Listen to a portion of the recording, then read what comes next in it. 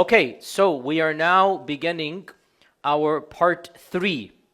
Part 1 was a series of lectures talking about why we need religion. Part 2 was a series of lectures mentioning why Islam is true. So far so good? Now we will dive into the actual content of the class, which will itself be divided into 2 parts.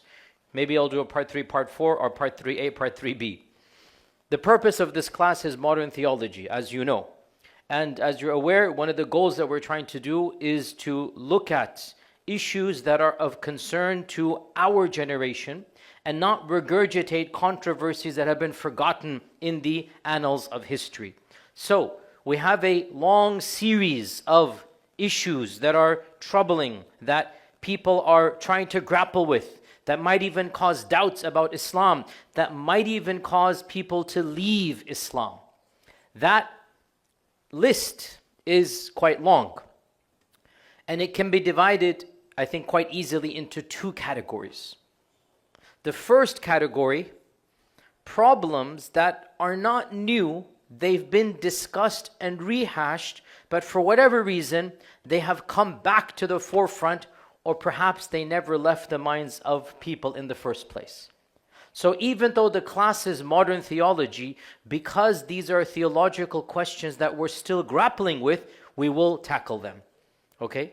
And examples of this are, well, why don't I ask you?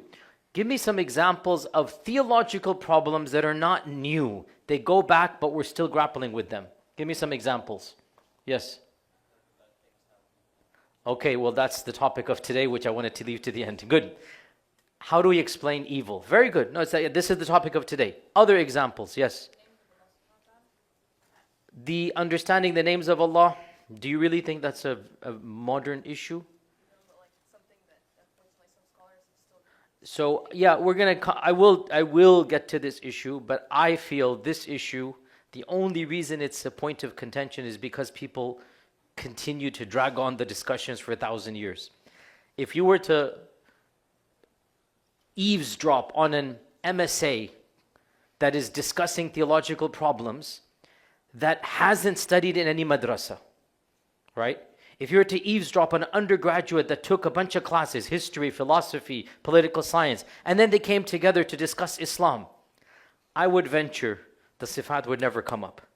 The only people that will bring up the controversies of the attributes are those that have attended a halaqah from another scholar. That scholar has introduced them to the classical controversy, and now they are bringing it to the campus. So we will discuss it, but not in a lot of detail.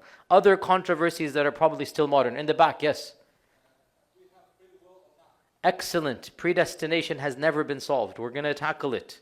It's never when it's never been solved means people still debate it. We still discuss this from high school, even middle school. Excellent. What else? We're still talking about. Sisters, anybody?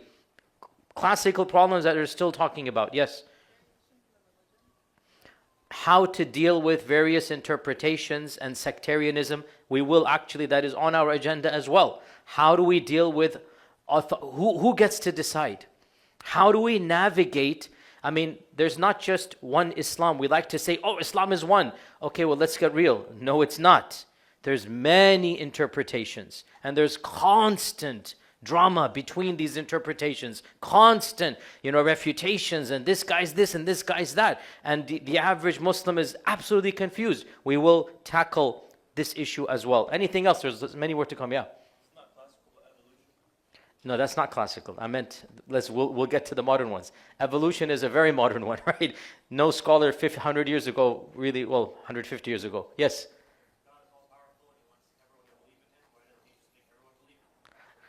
So why doesn't Allah subhanahu wa ta'ala cause everybody to believe? This question is tacked on to why is there evil? It's the same thing, but yes, why does it? What else? What else? Yes? Excellent. Eternal punishment. This is a problem that we're still grappling with. Eternal punishment, and then linked to that is something else. Exactly, yes. MashaAllah, so you guys are on the same wavelength. Okay, all of these topics that you mentioned are all on my list already. MashaAllah, that's great. If you have other topics, feel free to suggest on your group chat, because I told you from day one, this is an organic class. Not organic chemistry, organic class. Which means you will help shape the class, and we will meander along. The good news is there's no end date, inshallah. We just keep on wandering. So these are some, there are many more. Of course, modern theological issues is a whole different topic. And once we're done with the classical theological issues, then we're going to move on to the modern issues. Liberalism, secularism, feminism, Darwinism, evolution, science and the Qur'an. That's a whole bunch of topics, inshallah. Allahu alam. How many years we're going to take? But that's the point. We're going to take this journey together bit by bit. And the goal, as I said, really is to eventually, inshallah ta'ala, write a book on modern theology. That's really the goal that I am particularly aiming for. Jayyid. With all of this introduction, now let us begin our class today, and it's not going to be just one class. We're going to be talking about this topic for, I don't know, 3, 4, 5, 6, let's see. We don't know how many weeks. We're just going to keep on going, taking your feedback. And that is one of the classical problems that is still modern, and that is the issue of theodicy. What is theodicy? Theodicy is the technical term to a philosophical/theological problem. Theodicy is a term that goes back roughly 350 years, and even though the term only goes back 350 years, the concept goes back 3,000 years. In fact, the earliest recorded histories, in fact, we can even go and say it really predates even the existence of man, as I will discuss today in other lectures. And that is, theodicy means, basically, how can the divine goodness allow for suffering and pain? How can a all-powerful, all-merciful God allow for the problems we see in the world around it? Why? Why is there cancer in children? Why do tsunami waves kill, millions of people? Why is there bloodshed and war? Why are the people of Gaza starving? What is the wisdom? Why would a God that is all-powerful and all-merciful do this? And this is a universal topic that is found in the ancient philosophers. It is found in Judaism. It is found in Christianity. It is found in Hinduism, Buddhism. It is found in secular philosophies. It is even found in religions that are no longer existent, as we're going to come to today. And I'm fairly positive, I'm not going to have a show of hands here, but if I were to say, how many of you yourselves have grappled with this problem? I don't want to have a show of hands, but in your hearts, raise your hand, right? How many of you have had to see these images that you're seeing, and you're like, why? Why is this happening? What is the wisdom behind this? And I would be fairly confident to say the majority of us, more than 80-90% of us, these thoughts come, and we might not have solid answers for them. Now, alhamdulillah, for the vast majority of us, even if we don't have answers, we just resign ourselves to Allah's wisdom. Do realize that this same question, when it is not answered properly by people of little or no iman, unfortunately it causes large groups of them to actually leave iman completely. There was a survey done by the Barna group in like 5 years ago, entitled Generation Z. It was done by a non-Muslim group, and it was a national research on teens and young adults about why they had left belief. And amongst non-Christian teenagers, the number one problem that they polled in the next generation, Generation Z, the number one problem that caused them to leave their faith was the problem of evil and suffering. 29% of those who used to be faithful and had left the faith in this poll, 29%, basically almost 1 out of 3. And this is in non-Christian religions. That's basically us, because the people who did the survey, they were of a Christian background, so they just had 2 categories, Christian or non-Christian. I mean, khair, that's their, it's fair for them. They wanted to find out. Within Christianity, by the way, I found this interesting. Within Christianity, the problem of evil was the second or third. It wasn't number one. What was number one? They couldn't believe in their doctrines anymore. I found that interesting. That amongst Christians, they just couldn't come to terms with their theology. Or another issue that was also big on that list was the scandals or the improper actions of the church, or bad experience in the clergy, whatever. So that was interesting for me, that non-Christian religions, which would include us and other faith traditions, that have left their faith, the number one issue that poll found was what we're discussing today. and the next few weeks, and that is Theodicy. And within Christianity, Theodicy was not number one. It was there, it was in the top 5 or top 4, I forgot which number it was, but the number 1, 2, 3 were basically church theology, church scandals, the handling of this and that, and other things of that nature. So, let us set up the stage here. And again, realize we will take a few weeks. I'm not going to give you a clear-cut answer in just one day. We're going to set up, we're going to take our time, we're going to explain, and we're going to begin with a brief crash course in the history of this problem. Because it is important to understand this problem is not coming out of thin air. This problem has been the topic of great discussion and philosophical dialogue, theological debate, quite literally for all of human history, quite literally. And I will argue even before human history. So from our perspective, and when it comes to recorded human history, one of the earliest Greek philosophers by the name of Epicurus is considered to be basically one of the first to verbalize this problem in a simple, succinct, cogent manner. And this is called the Epicurus paradox. It's actually called the Epicurus paradox. Epicurus died 270 BC. So this is 2,000, 300 years ago. 270 BC, before Christ. And he basically said that we know for a fact evil exists, pain exists, suffering exists. We know for a fact there's great evil in this world. Then he says, every single religion claims that God is all-powerful and all-merciful. He then says, but this is paradoxical.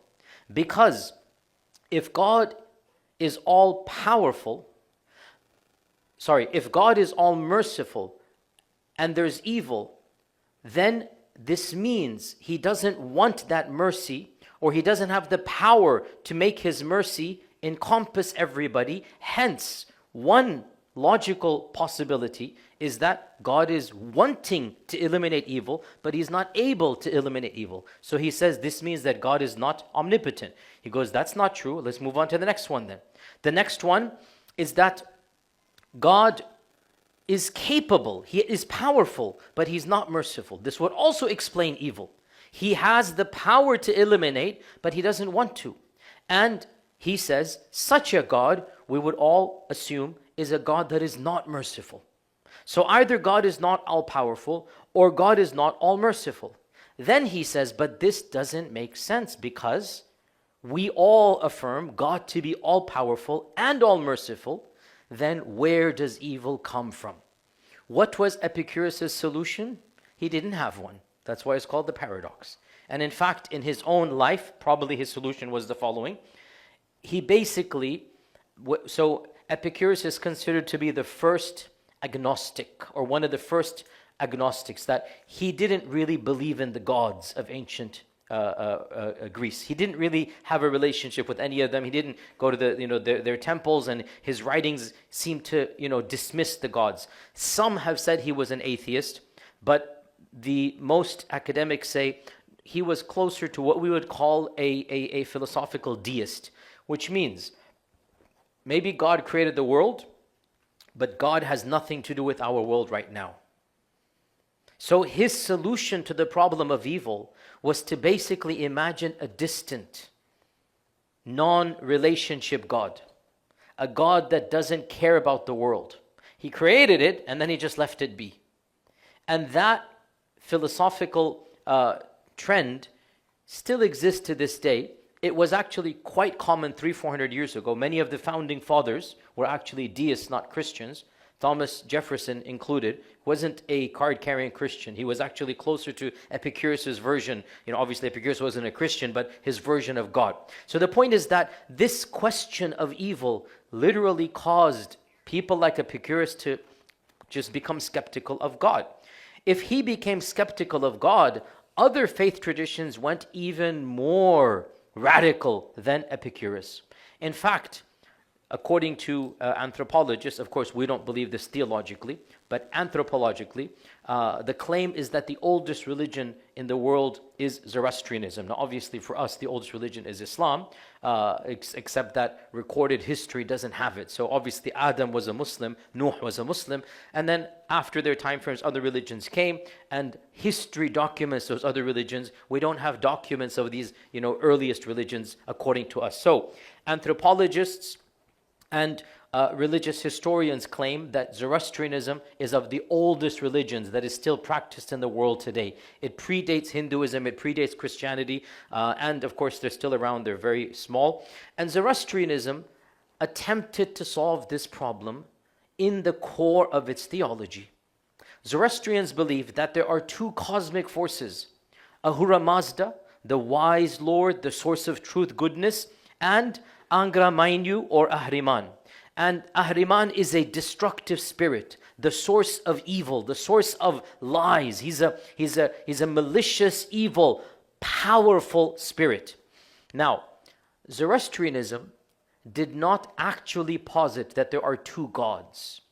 Zoroastrianism believes that there is one supreme God, Ahura Mazda, and there is an evil entity that is quite powerful, but not fully powerful. And they believe there is a war going on between Ahura Mazda and Angra Mainyu until eventually Ahura Mazda will overcome and evil will be eliminated, and that will be Judgment Day. So Zoroastrianism solved the problem by saying evil doesn't come from the God. All evil comes from this entity called Ahriman. Okay? From Zoroastrianism came another strand that actually took this problem. Now again, why are we talking about this? Because this problem is so seminal, it shaped other religions. This problem is not trivial. This problem troubled the minds of people so much that their theologies were a result of trying to solve this problem. How do you solve evil? Well, okay, this must mean God is there, and there must be another entity evil is coming from. So there was a man born and raised in the Zoroastrian environment around 250 CE, whose name was Mani, and he said he was a prophet. And Mani took the ideas of Zoroastrianism to its logical conclusion. What did Mani say? Mani said, there are two all-powerful gods. No other religious philosophy in all of human history had this belief. Even Hinduism doesn't believe in equal, co-equal, all-powerful gods. Even Hinduism does not believe that there's multiple all-powerful gods. The ancient Greeks did not believe this. The ancient Romans did not believe this. All of mankind believes there is one ultimate God, one supreme God.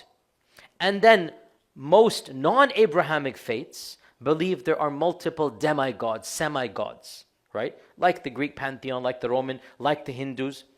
The only religion that actually posited there are two co-equal, co-eternal, equally powerful gods is the religion that came out of Zoroastrianism, and it was called Manichaeism. Manichaeism. Manichaeism was founded by Mani. By the way, so if you read any classical Muslim theology book, you will learn a lot about Manichaeism. They quote Manichaeism a lot. In fact, so Manichaeism, by the way, again, all these are tangents. Inshallah, I hope you benefit, guys. I mean, the point is just benefit you guys and, as I said, meander through intellectual history and just be amazed at, subhanAllah, our ups and downs and how we learn from the past. So I find this interesting. I hope you guys find it as well interesting. Some of this stuff is just going to come impromptu. So I hope, inshallah, it's of interest. What was I saying? So great giants like Al-Bayruni. I have a whole library chat about Al-Bayruni. He's one of my favorite characters. Go listen to it. Al-Bayruni was somebody who was an Arab who traveled through India, learned ancient Sanskrit, studied with Hindu pundits and priests in like the 3rd, 4th century. And he wrote one of the earliest human chronicles of Indian history and theology. And it's in Arabic, it's available, you can read it. And Al-Bayruni was a polymath, he was an intellectual genius. And Al-Bayruni met many people who belonged to this group, the Manichaeans. In Arabic they're called Al-Manawiyya. Al-Manawiyya. Because they were still around in his time frame. They were in Iraq, they were in other pockets. Al-Manawiyya, the Manichaeans, they influenced various other groups as well. Various groups in Christianity, various other philosophies as well, but eventually they fizzled out because no state supported them. Unlike Zoroastrianism, which was supported by the official Sassanid Empire, the Sassanid Empire was Zoroastrian. And so again, when the Muslim empires came and they conquered the Sassanid Empire, so Manichaeism then only remained alive in small pockets, but there was no state-sponsored support. They weren't powerful anyway. Eventually they fizzled out. As for Zoroastrians, many of them fled to India. In fact, that was the default. Those that were eager to practice their faith, they fled to India. And when they came to India, they were called the Persians or Parsis. And so Zoroastrians, most of them to this day, are actually Indians because they fled the Muslim conquest to Persia and they sought refuge in pagan India, like Hindu India. And so they lived there for many, many, many generations. And most Zoroastrians, actually, I'm pretty sure almost all of them are from India. Maybe there are some small pockets here or there. Anyway, there's all a side tangent. Al-Manawiyya became an obsession for the Muslims. Why? Because they used the Manawiyya to demonstrate the dangers of non-Sunni theology, believe it or not. We're going to come there later on in a few weeks. This is all a part of our course. Okay, Sunni theologians loved quoting the Manawiyya because Sunni theologians said, if you're not careful and you don't understand this topic of evil and of predestination and of, who creates good and evil, you might potentially end up like the Manawiyya if you don't follow orthodoxy. How so? We're going to come there in a few weeks. But just keep this point in mind, that Manichaeans, Al-Manawiyya, they existed in the 3rd, 4th, 5th century, and Muslim theologians wrote a lot about them in order to refute extremism when it comes to ascribing evil to another entity, right? They said this is very problematic. We're going to come to this point because everything essentially comes from Allah subhanahu wa ta'ala, as the hadith in Sahih Muslim says, نُؤْمِنُ بِالْقَدَرِ خَيْرِهِ وَشَرِّهِ وَحُلْوِهِ وَمُرِّهِ. We believe in qadr, the good and the bad, the sweet and the bitter. We believe in qadr, the good and the bad, and the sweet and the bitter. In the end, Allah is the creator. That is what Sunnism says. And non-Sunni groups that attempted to differentiate, Sunni said, careful, if you don't understand where you're heading, you're going to end up like the who, guys? The Manichaeans, the Manawiyya. Okay, good. Anyway, so that's one tangent of history. Another tangent that discussed this very difficult issue is, of course, the Abrahamic religions. And the Abrahamic religions, beginning with Judaism and then Christianity, they also grappled with the problem of evil. And again, much can be said. This is not a class on them too much, but I wanted to introduce you to just one particular story in the Bible and how various people have interpreted it. And that story is the quintessential story of pain and suffering, and that is the story of Job or Ayub. The story of Job or Ayub. Of course, he's called Job in the Bible, Ayub for us. And the biblical story is a little bit different than the Quranic one. Go read it, or just go, read a summary of it. The Quranic one is slightly different, as with all stories. And the biblical story, basically, it's really weird, of course, for us. It is Allah proving to shaitan. It's like a conversation. It's a conversation between shaitan and Allah. This is not in the Quran. This is not in Islam. In the biblical version, shaitan is basically taunting, making fun. That the only reason Ayub is your servant, the only reason Job is worshipping you is because he's a multimillionaire with 10 kids. You gave him everything, that's why he's worshipping you. And so Allah says, what if I were to show you, like astaghfirullah, as if Allah has to prove anything. I mean, the whole conversation for us is astaghfirullah, astaghfirullah, astaghfirullah. The whole thing beginning to end. But anyway, so in the Old Testament, what if I were to show you, what if I were to take it away? Well, he wouldn't worship you. Okay, then I'm going to take it away. Okay, so then Ayub is basically deprived, one thing after another. He loses all of his kids. He loses, all of his wealth. He loses he was a very handsome man. And of course, he's stuck with leprosy. And then he has to leave the city over and over. And throughout all of this, Ayub maintains faith. And so basically, astaghfirullah for even saying this, God wins over the devil. As if, but again, that's the biblical version. Okay? Now, the story of Job has been a constant source of trying to solve the problem of evil, and multiple Christian theologians have used the story as the template. And again, just to give you 2 or 3 examples, in early Christianity, like one of the first great giants of early Christianity, St. Augustine. St. Augustine dies 430 CE, so he's before the process of 140 years. St. Augustine, who really does have some good writings if you read them.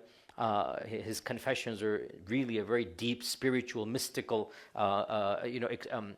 opening up to God. It's a very powerful book. So St. Augustine, he sees Job as a paradigm of patient endurance against trial. Evil and suffering, according to him, are not created by God, but actually result from the misuse of free will.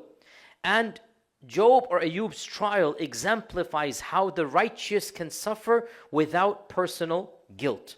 So he wants to affirm both human freedom and divine justice. This is a type of Mu'tazilism which we're going to come to. St. Augustine was a proponent of free will, but he also believed in divine justice. So for him, Ayub or Job is an example of righteous endurance. 1,000 years later, another great theologian of the Christian religion, St. Thomas Aquinas. St. Thomas Aquinas, of course, you should be aware, is deeply influenced by Islamic falsafa. St. Thomas Aquinas quite literally read Ibn Rushd directly from translation, and he absorbed many of the ideas of Ibn Rushd, and he then proposed them in Christianity. So, ironically, unbelievably, and yet factually correct, much of Catholic theology is directly taken from Ibn Rushd. If you read Thomas Aquinas' 5 proofs for the existence of God, you will find that he literally copied and pasted Ibn Rushd paragraph by paragraph. So what is taught in theological seminaries to this day of the Catholic sect, because St. Thomas Aquinas is their main architect, is quite literally coming straight out of Islamic falsafa. So St. Thomas Aquinas, he also writes about the problem of evil, and he mentions that Job or Ayub demonstrates that human wisdom cannot understand Allah's wisdom. That it is only Allah who can understand Allah's actions. And so for him, the problem of evil is a mystery.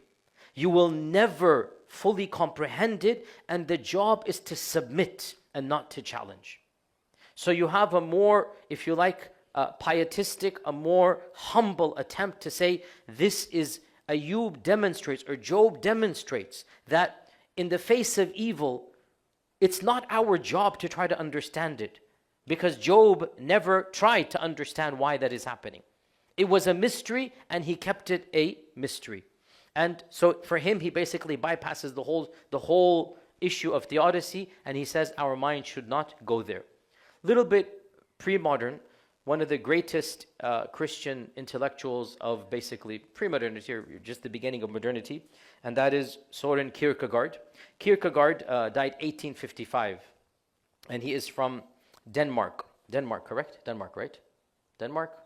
Pretty sure it's from Denmark. One of the Norwegian or Finnish countries, or Scandinavian countries. Kierkegaard also, he's considered one of the last great, if you like, Christian theologians and philosophers. Kierkegaard basically says that Job demonstrates the paradox of faith. This is what it means to be faithful. That you must continue to push through and have an attachment with God when it appears that God has abandoned you. This is, he calls it, the existential leap of faith. That's what he calls it. The existential leap of faith. That you have to hold fast to God even when life seems meaningless or unjust. And what he particularly admires is, in the Bible, Job is wrestling with his conscience. The Qur'an has no such thing. The Qur'an does not have any type of, existential crises of Job, of Ayub. But the Bible has a little bit of that. And so for Kierkegaard, that wrestling, God, why are you doing this to me? What did I do wrong? That honesty is what Kierkegaard likes. And he says that the existential leap of faith, that in the midst of suffering, it's not about understanding evil. It is about living through the paradox of believing in a God when the God seems absent from your life. That is what faith is. Believing in Him when you don't even see Him around you. Okay, so for him, he again has his interpretation of doing so. And there are others as well. For those of you who are interested, one of the recent theologians, most of you probably don't even know he's a theologian. How many of you have read or seen the cartoons or the movies, The Chronicles of Narnia? Quite a few.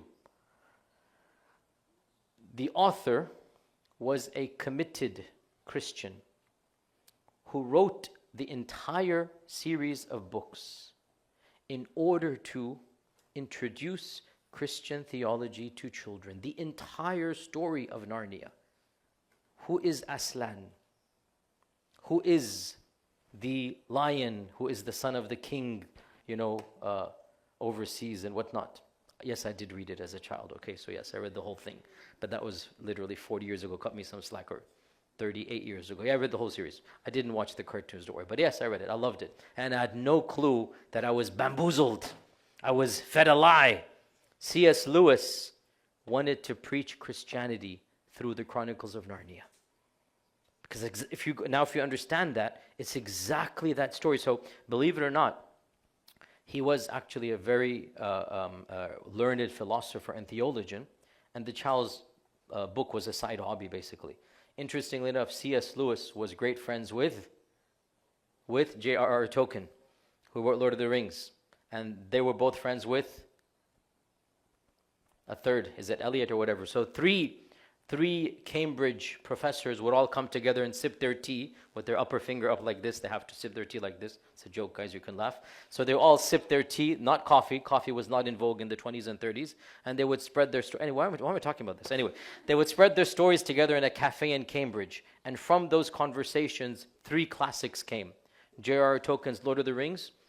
He was not a committed Christian. He was another religion.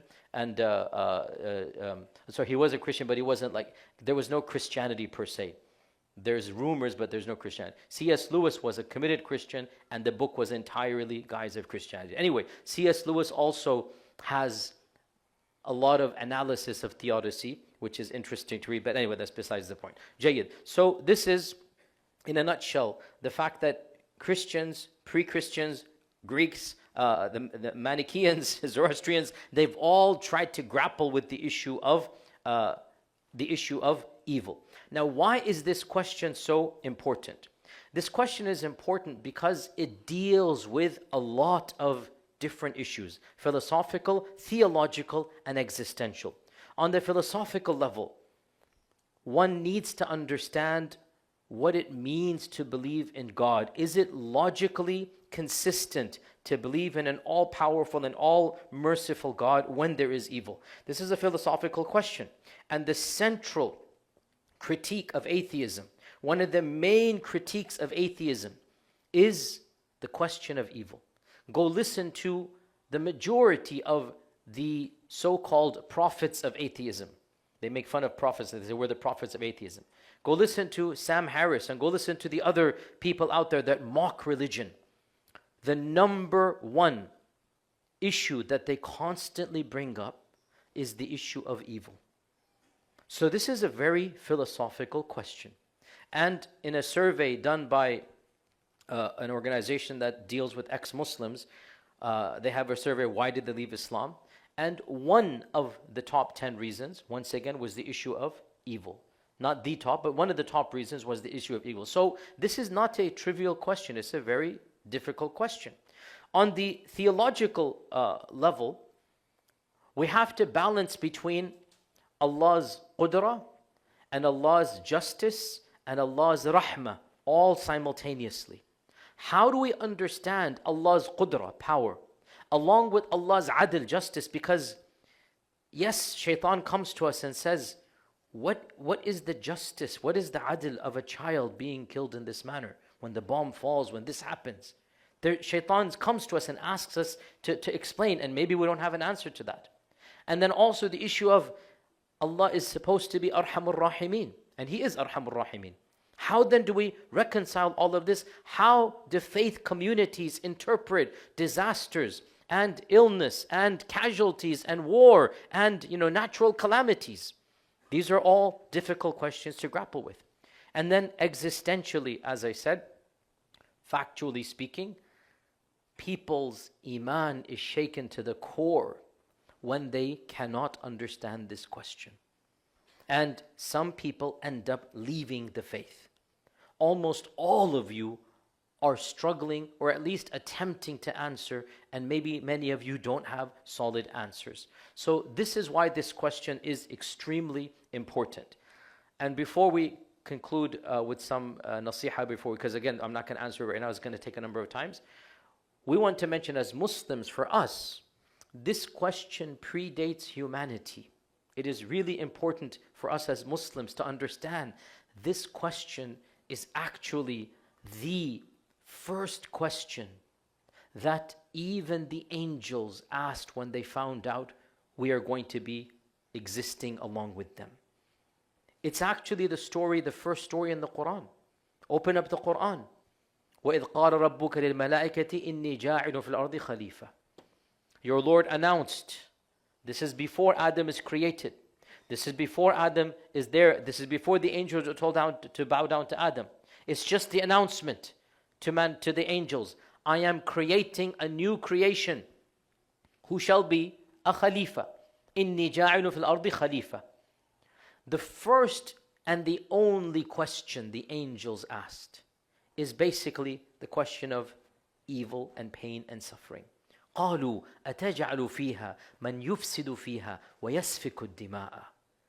Are you going to make a new creation that is going to cause evil? Fasad is evil. يفسد فيها. They're going to cause evil. In the world of the angels, there is no evil. In the world of the angels, there is no jealousy, there is no backstabbing, there is no backbiting, there is no slandering, there is no stealing. وَيَسْفِكُ الدِّمَاء. And they're going to be killing one another. The angels don't go to civil war. The angels don't bomb each other. The angels don't kill. That doesn't work that way. And the malaika, who are purer than us, better than us iman-wise, we can't compete with them, more intelligent than us. The malaika were struggling with this very question. Ironically, even before the question existed in real time. Meaning, there are no humans. There is no fasad by humans. There is no bloodshed by humans. So before even, we can say, evil existed, the problem of evil was problematized. Do you understand what I'm saying here? Before even evil existed, the problem of evil was problematic for a species better than us, more pure than us, more holy than us, more intelligent than us. And even they were struggling. Why would you do this, O Allah? I mean, essentially, أَتَجْعَلُ فِيهَا. They are not challenging Allah's wisdom, they're seeking to understand it. O Allah, why would you do this? And here we are. The world is great without these new creatures called human beings. The existence is beautiful. وَنَحْنُ نُسَبِّحُ بِحَمْدِكَ وَنُقَدِّسُ لَكَ. We are constantly praising you, glorifying you. It's nothing but peace and peace. Why would you create this species that is going to cause so much evil? Now, we're going to come back to this ayah. But notice, they ascribed evil to whom? Humans. قالوا أتجعل فيها من يفسد فيها ويسفك الدماء. And this is deep, because other groups are going to say this means evil emanates from humans, and Sunnis say no. But the verse, so we're going to explain this, right?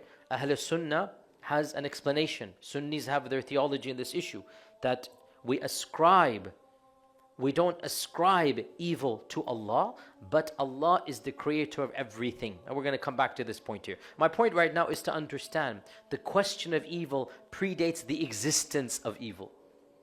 And Allah Azza wa Jal answered the angels in a way that we need to begin our inquiry. Allah answered the angels by reminding them of facts that they have to keep in mind. And that is the hierarchy of knowledge. What was the response of Allah? What did He say? Inni a'lamu ma la ta'lamun. Notice, Allah Azza wa Jal did not attempt to answer the question in a manner that we would consider philosophical, logical. Allah did not break down, oh, let me explain why. Point number 1, point number 2, point number 3. He didn't do that at all. And if He wanted to, He could have, because in other cases, Allah says, I'm making this haram for you because alcohol, it causes more damage. He literally explains, right? Allah Azza wa Jalla explains a reasoning, okay, that this is harmful, this is that. Whereas when it comes to evil, in this verse at least, Allah did not explain. Are there explanations? Yes, there are. But this is the fundamental premise of how we will begin the discussion. And that is, frankly, bluntly, know your place, O human. Know your place, O human. You are not God. And you will have to reckon with the fact that there is a God and evil exists. Because here's the point, and I'm going to say this over and over again. Those who reject God because they don't understand evil have neither solved the problem of existence nor solved the problem of evil. Whereas those who believe in God and don't understand the problem of evil have at least solved the problem of existence, and then the problem of evil still remains in their minds unknown. In other words, in an attempt to understand the problem of evil, those who reject God actually end up with a far longer list of problems that they haven't solved. Because, okay, you rejected God. Does evil still exist? Yes. Do you understand it? No. Okay, the problem still remains. Now, who created you? What's the purpose of life? What are you doing here? So the whole part 1 that we did, the need for religion, right? They have no reasons for that. They have no answers for that. So the arrogance of rejecting God because they couldn't understand a particular question, and then the result of that is neither has the question been answered, and nor even a whole longer series of questions that they could have answered. And this is why Allah Azza wa Jal begins this problem of theodicy for us with a hierarchical fact. Know your place. God shall always know more than you. Once you begin the conversation with that hierarchy, then you can extrapolate some wisdoms that give you comfort. You might not solve the problem, but you will gain enough that you can live with some hope, with some courage. But if you attempt to solve the problem with the arrogance of, I need answers, then who are you to challenge Allah?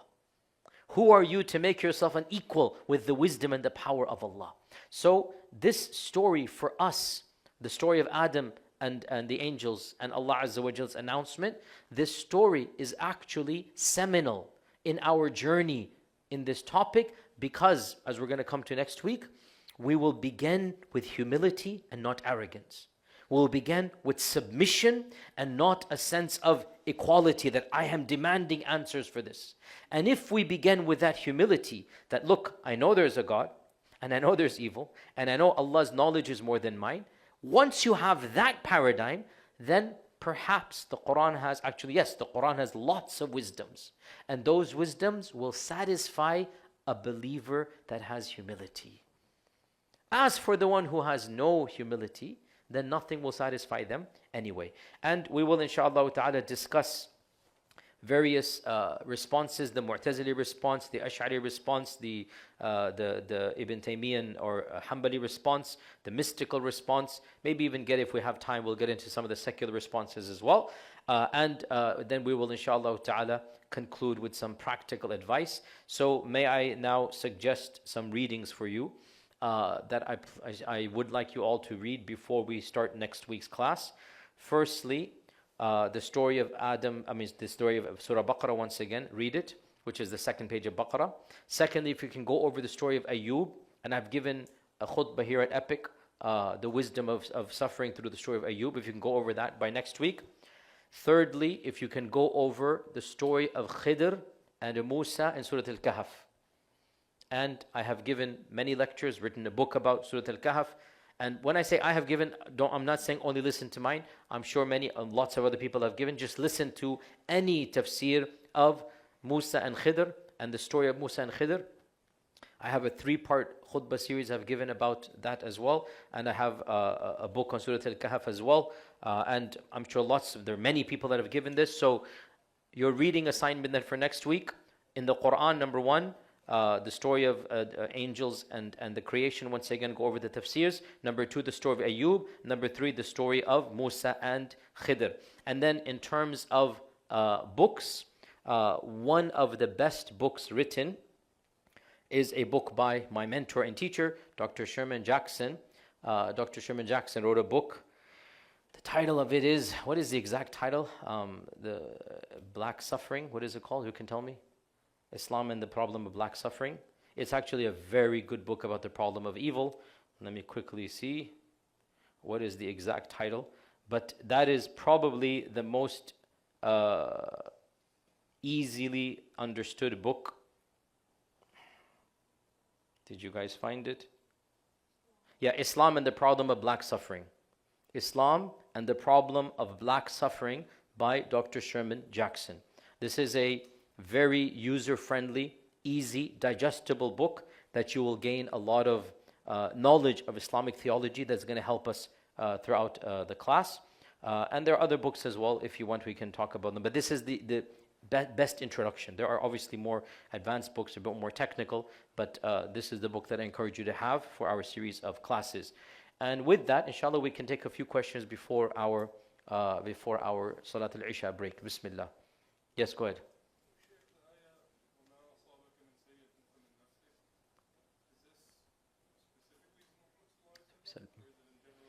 So the brother asks, the verse in the Qur'an, وَمَا أَصَابَكَ مِنْ سَيِّئَةٍ فَمِنْ نَفْسِكَ. Any evil that happens to you, it is from yourself.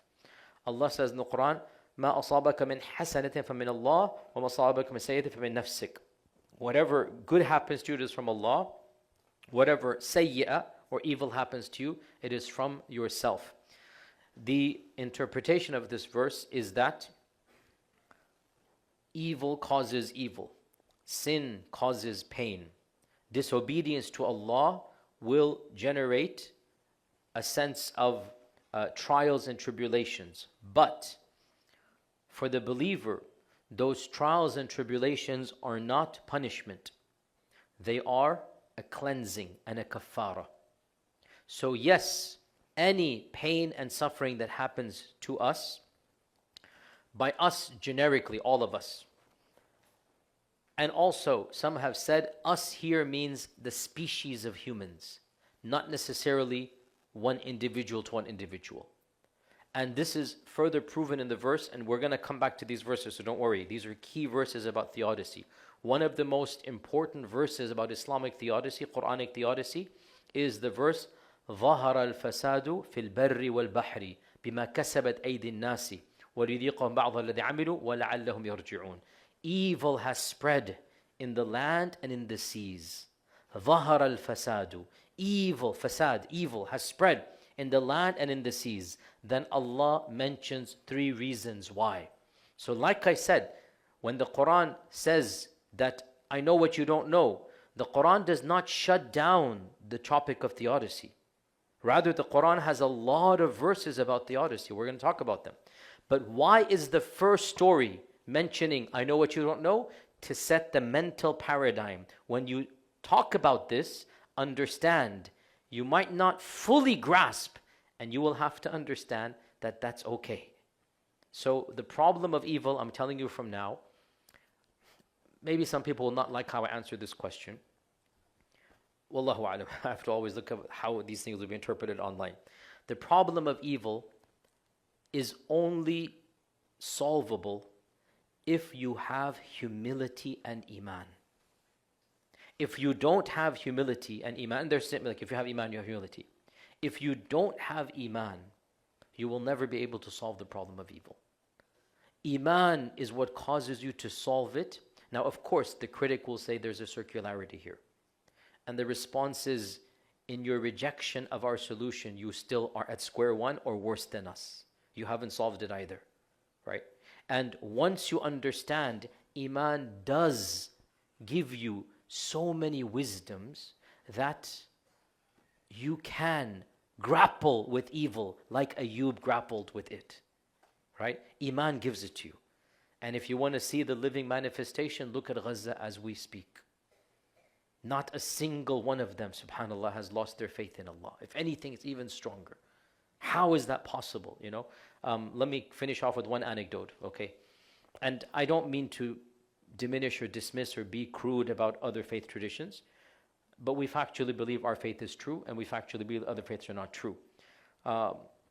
One of my most interesting episodes of my own life, almost 15 years ago, I was selected to go visit Auschwitz and Dachau as an official delegation of American imams. The first time the State Department actually had an official delegation. This is a long time ago, 15, 17 years ago. And the New York Times has a whole article about this. You can read it. And so because we were going at the State Department level, and it was an official visit, I was with like 15 imams, they managed to actually allow us to meet people that had lived through the Holocaust. They're all dead now. No, none of them are alive. This was like 15 years ago. People who still had memories. They were all in their 90s. Okay, so this is 2010, 2009, 2010, around that time frame. Okay, and so I met a Jewish survivor of Auschwitz, and there's a picture in the New York Times of me just looking at him, and it really is. I mean, it's a very, very. Listen, guys, whatever's happening in Gaza right now, we have to be careful we don't back project our feelings to the Nazi Holocaust. What the Nazis did was absolutely inhumane. It was absolutely evil. And Muslims who were alive at that time helped the Jewish people to hide from the Nazis. The Grand Mosque of Paris, the underground basement, became a secret hideaway. The Grand Mosque of Paris became a secret hideaway. So we have to be careful we don't back project our anger to what happened over there. Two separate things. Anyway, so I met one of the Jewish survivors. I have his name somewhere. He literally unfolded his arm, and I could see the tattoo. I think that the pictures of just me, my jaw just dropping. Like, you see the tattoo, on his hand, right? So Q&A came. First hand up. That's me.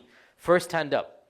I said yes. He said yes. What's your question? I said, what did the Holocaust do to your faith in God? And with this we conclude time for the Iqamah. What he said shocked me to the core, but I shouldn't have been that shocked. His whole face changed. You could see anger. You could see rage. With a wave of the hand, he goes, there is no God. I don't believe in God. No God would have allowed what I had to go through in the Holocaust. There is no God. And I was thinking a deep, philosophical, like something, nothing but pure rage and anger. And he said the Holocaust made him an atheist. This is not something I read. This is not something I saw in a documentary. My own 2 ears, a bunch of imams were there, heard it straight from, I'm not saying everybody was like that, but this particular person who went through Auschwitz, and you could see the anger. No God would have allowed what I had to go through in Auschwitz. It destroyed my faith in God. The problem of theodicy is very real, and it causes many people to lose their faith. We don't want to be of those people. That's why we're discussing this topic bluntly, boldly, but with humility. Let's take some of the questions from you, inshallah. A lot of these questions are not relevant to the class. I'm fine. It's up to you guys. Where's the upvotes here? Sorry, I'm trying to see where the upvotes here. Okay, there's not that many that are upvoted. They're all 000s.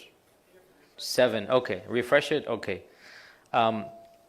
Okay, so the highest question, what is Ibn Taymiyyah's Why is Ibn Taymiyyah's positive comments on Sufiya and Ahl Tasawwuf often overlooked? Is it true that he was a part of the Qadiriyya order? Ibn Taymiyyah did indeed take bay'ah in the Qadiri tradition when he was 17, 18 years old.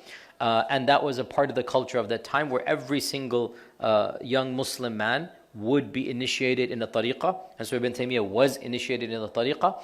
But factually speaking, he never really maintained ties with the tariqah. And clearly he then moved beyond it. Ibn Taymiyyah and Ibn al-Qayyim represent a strand of critical tasawwuf. They were open to ideas of tasawwuf, but they critiqued aspects of tasawwuf. And later on, Ibn Abdul Wahhab basically revived a version of Ibn Taymiyyah thought that was anti-tasawwuf. I should say he evolved, he created. Ibn Taymiyyah was never anti-tasawwuf. That is crystal clear. And the best example for this is his student Ibn al-Qayyim and the writings of Ibn al-Qayyim and the personal life of Ibn Taymiyyah. So what he was opposed to, I would say very simplistically, are two things. Number one, philosophical tasawwuf, which is different than, I would say, Ghazalian tasawwuf, so Ibn Arabi type of tasawwuf. He didn't like that at all, in which the line between the divine and the created is blurred.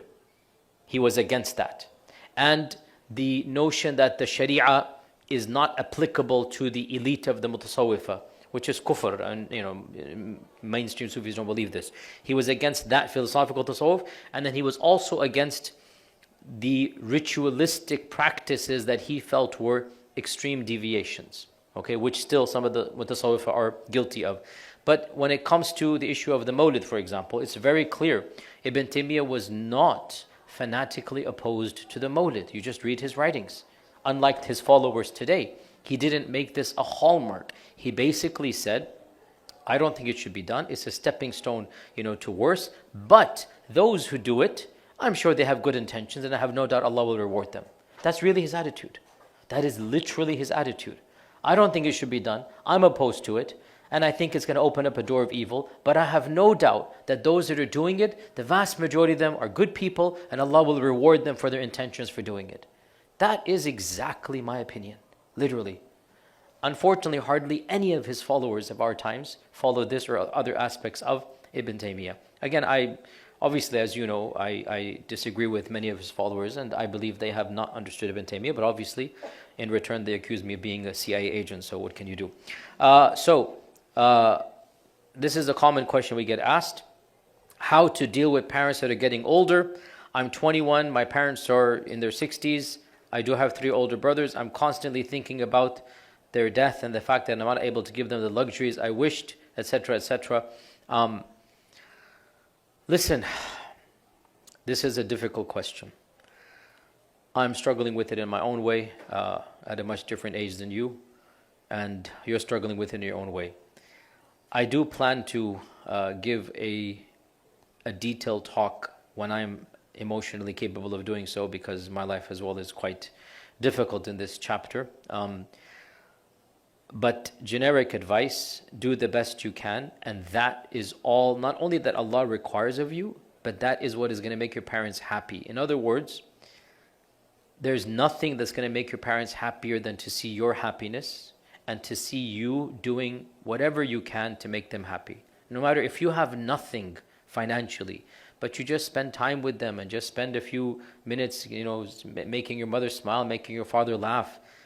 Nothing will make them happier than these small things. So you are taking on a burden that is normal, but you are burdening yourself with more by what is in the question here. Parents are not expecting you, to pay for everything for them. It's understandable. You're in your 20s. Your parents are still spending on you. Totally understandable. And when you become a parent, you will understand that sacrifice and that spending is actually a part of their joy. Allah created parents to be like angels for us, in that they sacrifice for us, and that is making them happy. Of course, there are always exceptions, so that's the exception. But most parents, Muslim or non-Muslim, their love is so much that they want to see you happy even at their own happiness. So in other words, your happiness is their happiness. Understand this point. So live life that is ethical, Islamic. Make them happy through your happiness and whatever khidmah, and that is all that you have to do. If you cannot help them financially, that's fine. They're not looking for your help when you're 20 years old, you're still in college. They're not looking for your help. But they are looking for your companionship. They're looking for the small chores you can do. They're looking for whatever you can do. And, do it before it is too late. Because when it is too late, we all have our regrets without exception. Every single one of us will have our regrets. And when that happens, then you want to have minimal regrets. So do as much as you can. Question here. I have heard that some of the people that were ordered to be executed at the time of the conquest of Mecca fled to India. No, this is not true to the best of my knowledge. If you have any quotations for this, bring them to me. I find this to be absolutely bizarre because the people of the Quraysh did not have direct ties to India. It is narrated that some of them fled to the peripheries of the Arabian Peninsula, yes. It is narrated a few of them made their way into the Byzantine empires, yes. But India, no. Arabs would not go to India at this time frame and live. So this looks to be one of those fairy tales that are said in our culture. Wallahu a'lam. Question here, again I'm just answering what's on the slides. What is your view on istighatha in a poetic context? I mean, guys, you should know my views on istighatha. I have gotten into a lot of trouble for my views on istighatha. And subhanAllah, Allah has protected people bigger and better than me for zero trouble. SubhanAllah. It's alhamdulillah, I'm not complaining. My views on istighatha, I gave a lecture here at Epic. And because of it, subhanAllah, at least 15 videos were released, which called me a zindiq and heretic and kafir and dhal and mudil, whatever, ila akhiri. Istighatha, which means invoking the saints, my position is that it is haram, it is bid'ah, it is munkar, it should be avoided. But it is not shirk unless there is a belief that accompanies it, in which you believe that the being that you're calling is able to give you what you want independent of Allah, which is essentially the definition of a God. If you do not believe this, then you are not worshipping other than Allah, but you are doing something that potentially leads to worship to other than Allah. So my position is that it is haram and it should not be done, and it is munkar and it is a bid'ah, and without a doubt the Prophet did not come so that we are invoking other than Allah. But it is not shirk unless it is accompanied with a belief. The action is not shirk. By the way, the same thing can be said of sajda. You can do sajda to a being and it's not shirk. In fact, some sajdas to other than Allah were allowed pre-Islam. And Islam came and forbade those sajdas, but they're not shirk. Mu'adh ibn Jabal did sajdas to the Prophet and it wasn't shirk. And the Prophet said, don't do this. I've forbidden this, don't do this. No more allowed. The Yusuf's brothers did sajda to Yusuf. It was allowed in their sharia. So when is sajda become shirk and when is it haram and when is it wajib? When Allah commands you, it becomes wajib. So when Allah commands the angels, it becomes wajib. When it was mubah in previous cultures, the people of Yusuf did sajda to Yusuf. And the Prophet forbade it. And in our times, to bow down in respect to another human being, it is haram, but it is not shirk. It's not going to be shirk. When will it be shirk? When you're directing an act of worship to that being, when you want to worship other than Allah. So when a pagan bows down to an idol, that is not the same as in Eastern cultures, a person bows down to an elder. There is not, the action is there, the action, the intention changes. The same goes for invoking. The same exact paradigm, copy and paste. When you invoke other than Allah, if there's a belief with it. Now, you ask, what are your views on istighatha in a poetic context? Such as the Qasida Burda. I am not a fan of this. It should be avoided. I understand poetry allows what other genres do not allow, but still, why open this door? And if you go and see the reality of this door being opened, if you go and listen to some of the qawwalis in India and Pakistan, right? You guys take it as a joke. Qawwali is a very serious genre of religious ecstasy. Many millions of people listen to them. And Arabic qasidas as well. Go listen to the qawwalis that are very popular. the outer meanings of many of them really are bordering on blasphemy. So we have to shut this door and not allow these types of things.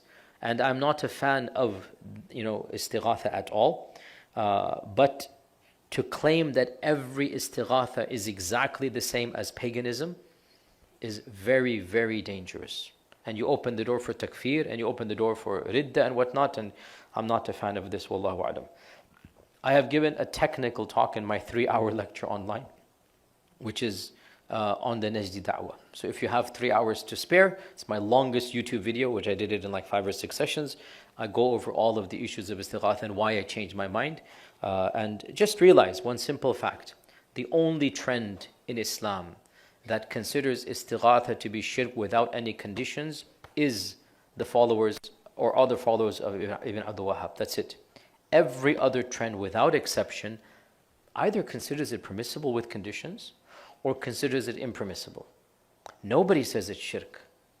And it should not be shirk, because when a Muslim does it, a Muslim is not intending worship.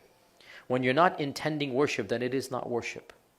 Understand this point. When you're not intending to worship other than Allah, it is not worship. Actions are by intentions. So when you're not intending to worship other than Allah, how can it be called worship? You are not worshipping other than Allah unless you intend to worship.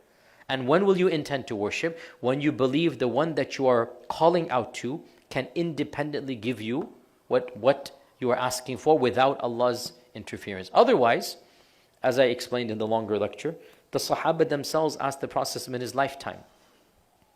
And it's understood that they're not asking him, astaghfirullah, as a God.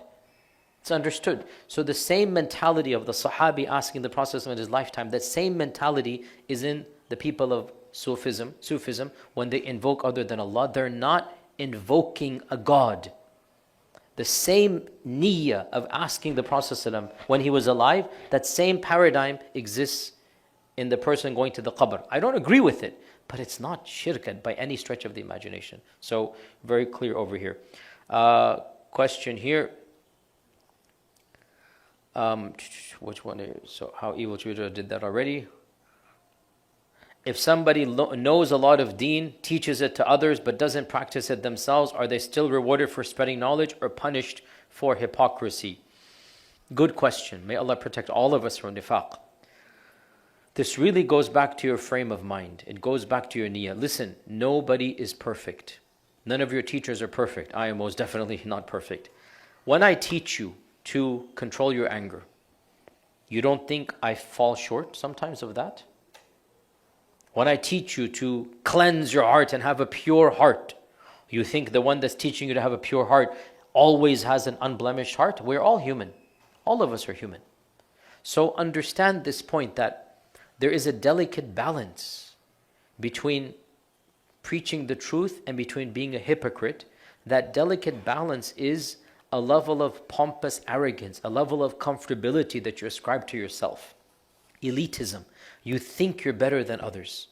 If you are preaching the truth, even as you struggle with it, and you know you're struggling with it, and you ask Allah for forgiveness and guidance, inshallah, that is life.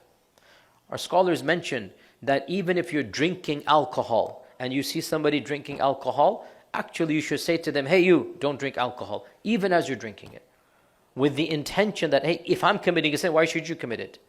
Now, if you are drinking and you feel you're allowed to drink, you get away with drinking, you have no problem drinking, that is where the arrogance and elitism comes, right? So understand, whether you are guilty of a sin or not, you must still preach against that sin.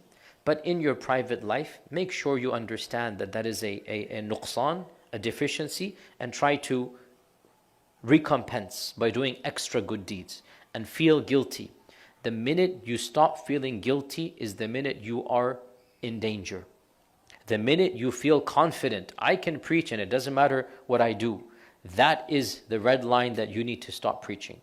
But if you are preaching, and obviously as a preacher you're going to give tons of lectures and classes, and you're going to say things sometimes that you cannot fully live up to.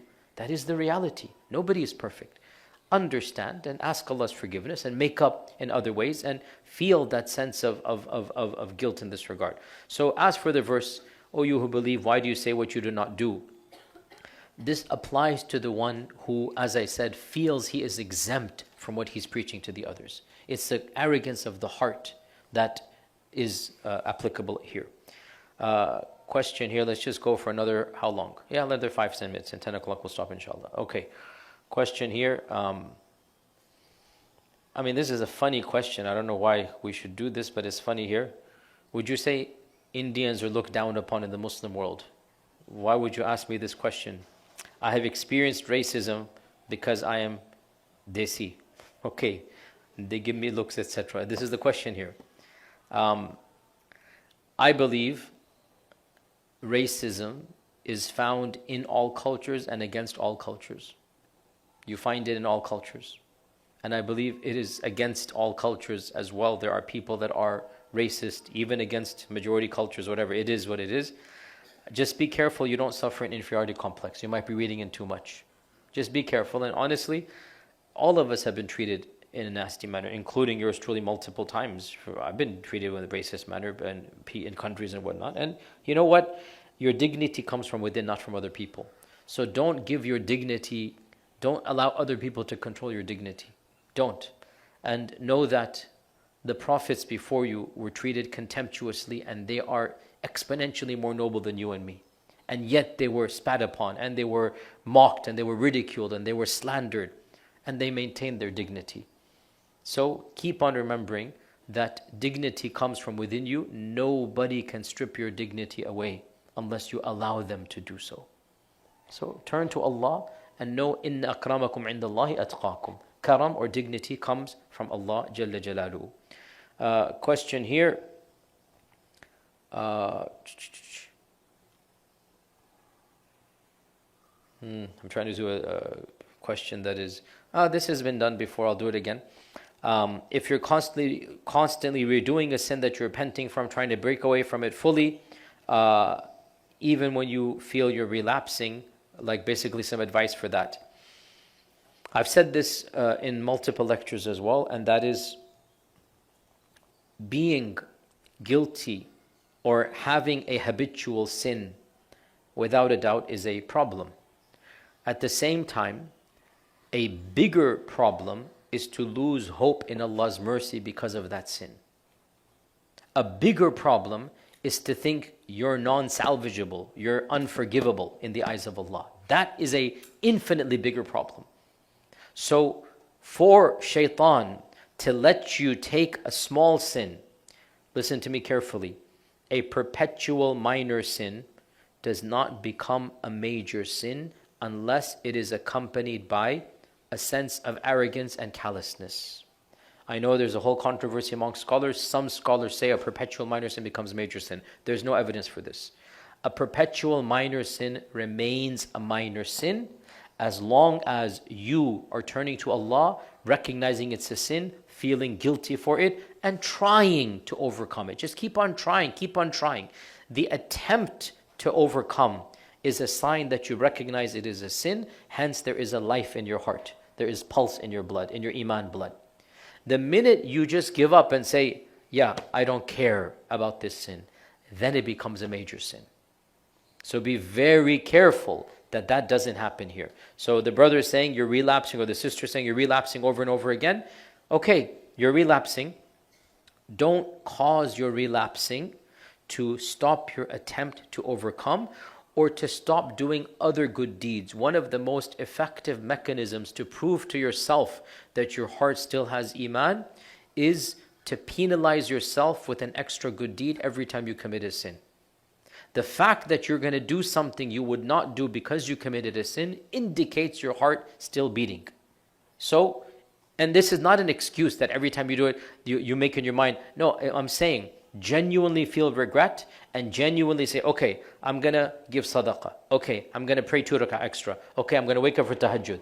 Make it upon yourself that every time you relapse into a sin, that you do something you wouldn't otherwise do. And inshallah, that is a sign that your heart has iman. I'm not saying it's perfect, but we all have sins that we deal with. And inshallah, keep on working on it, inshallah. Yeah. Where is that one? So, with your story about the Holocaust, so let's do the last one then, okay? Is it not reasonable for someone who witnessed such horror to lose faith? What makes them so different from the people of Gaza who haven't lost faith, even though they are seeing similar horrors? Okay, I do not think it is reasonable for somebody who has witnessed such horrors to lose faith. Not at all. Ayub alayhi salam was tested much more than a Holocaust survivor, much more than the people of Gaza, much more, for much longer. And Allah Azza wa Jal says, "Inna wajadnahu sabira ni'mal abdu innahu awwab." We found him to be sabir. What a great servant he was. He continued returning back to Allah. The fundamental issue, we're going to come to this. Do you expect that you're worshipping Allah based upon quid pro quo? Do you expect it's a transaction and a bargain? Allah says in the Qur'an, وَمِنَ النَّاسِ مَنْ يَعْبُدُ اللَّهَ عَلَى حَرْفٍ. There are people who worship Allah based on a condition. إِنْ أَصَابَهُ خَيْرٍ اطْمَأَنَّ بِهِ. If good happens to him, he's happy, he's going to worship Allah. وَإِنْ أَصَابَهُ شَرٍ. And if evil happens to him, انقلب على عقبيه. He turns and walks away. خسر الدنيا والآخرة. He has lost this world and the next. These are all verses about theodicy. Do you think you're worshipping Allah because it's a business transaction? Allah needs your worship. Oh Allah, as long as you give me money, I'm going to worship you. As long as life is good, I'm going to worship you. What type of worship is this? You haven't understood worship. So no, I strongly disagree. They should not lose hope because, frankly, there is no alternative other than hope. There is no alternative. They should not lose faith in Allah because Allah Azza wa Jal is true regardless of what happens to you. Allah's truth and existence is not contingent on your quality of life. And you need to understand that regardless of what happens to you, Allah is true and He's deserving of worship. Now, once you understand the key difference between a person of Iman and a person of no Iman, is that the person of Iman understands all that is happening, Allah will give me more than what has been taken away. That's the switch that happens.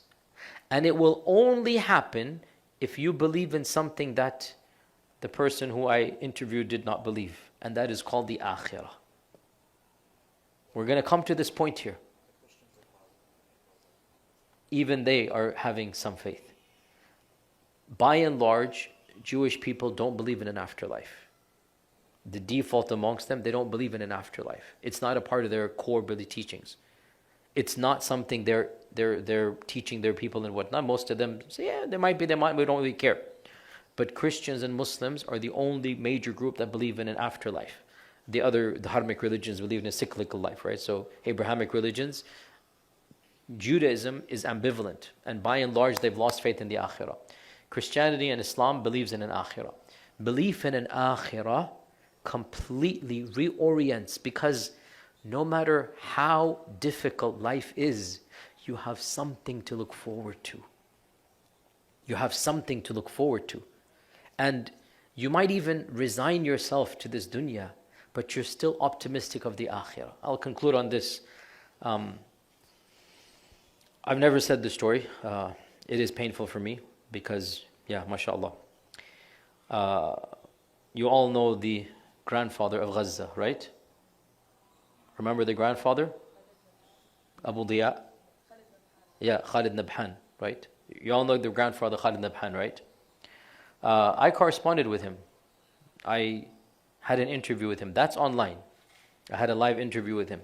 That was online twice. Once I have it online, and once, unfortunately, so frustrating. I think that the camera was on, but they told me it wasn't recorded. I'm trying to find the video footage. I had two interviews with him. The one of them was on a phone call, and somebody recorded portions of it. That's online. The other one, I was on a conference, and I said to him, I want to have a video conference, so we had a live conversation back, which was much more detailed. I'm trying to get the video footage of that, but this was, there. And then I reached out to him. I haven't said this before. I reached out to him I think a week or two before he passed away. I said, Sheikh, we're having a major conference in my masjid, Epic. Sheikh, please, I want you to, stream in live. And he said, find somebody else, this and that. He kept on like stalling, And I just said, Sheikh, please, I really want you. And, he basically sent a message that, I don't want to quote it exactly, it's been a while, but basically like, I have no interest, I just want to meet Allah subhanahu wa ta'ala. Really appreciate all you're doing. May Allah bless you, Shaykh Yasir, everything, but I just want to go back to Allah. I want to meet my grandchildren. And a few days after that, what happened. I really it was, wow. And that's fine. You can get to that stage because he still has something to look forward to, right? He didn't lose faith in Allah. He just didn't feel the love of this dunya anymore. Big difference between the two, It's like, you know what? I don't want to do anything more. I'm just waiting to meet Allah. And he must have been making dua and Allah accepted his dua. So that's a big difference between the other guy I met. Because he doesn't have the optimism of the akhirah.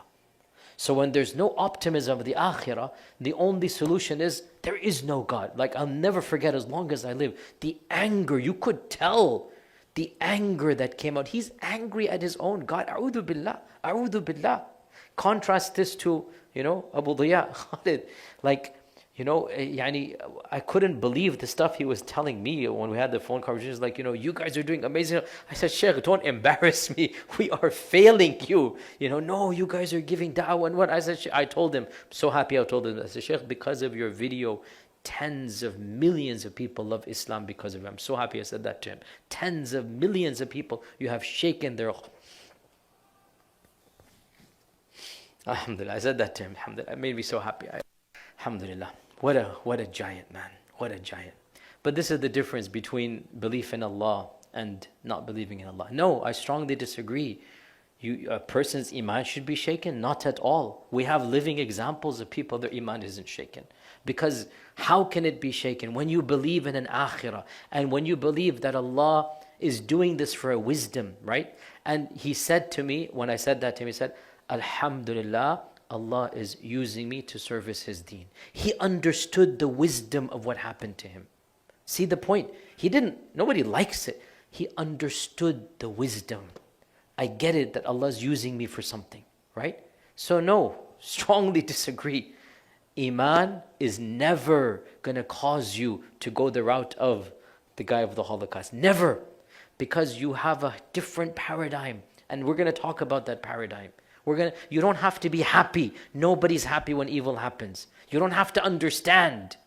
But you have to, at some level, taslim, accept.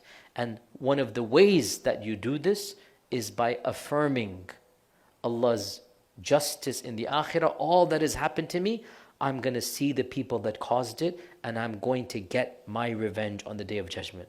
That keeps you sane. Qiyamah brings about theodicy. And then thawab. Thawab. Belief that this pain is not random. My grief of my heart, it's not just going to dissipate.